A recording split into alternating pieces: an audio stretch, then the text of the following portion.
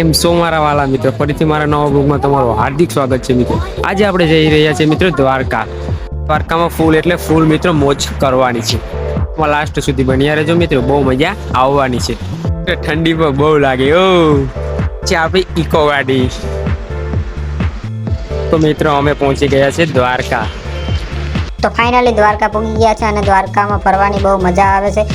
જોઈ શકો છો આ કંઈક દ્વારકાનો નજારો છે. અહીંયાથી દ્વારકા આવું દેખાય છે અને અહીંયા ફોટા બી પાડવાના છે. અને હવે આપણે આગળ વધીએ.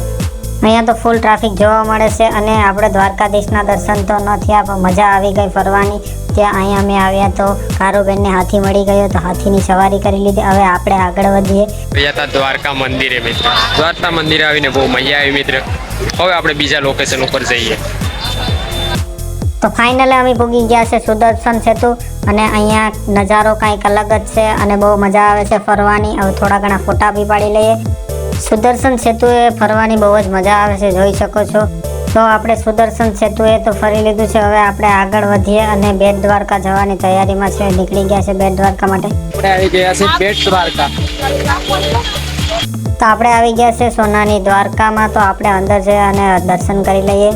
આપણે અત્યારે છે સોનાની નગરીમાં મિત્રો. દ્વારકાની સોનાની નગરીમાં ફરવાની મિત્રો બહુ એટલે બહુ મજા આવી ગયો. દ્વારકામાં ફરવાની બહુ જ મજા આવી અને હવે અમે નીકળી ગયા છે ઘર માટે. આ વ્લોગને અહીંયા આપણે ખતમ કરીએ. આ વ્લોગ તમને કેવો લાગ્યો એ તમે કહેજો કમેન્ટમાં. Like, comment, share.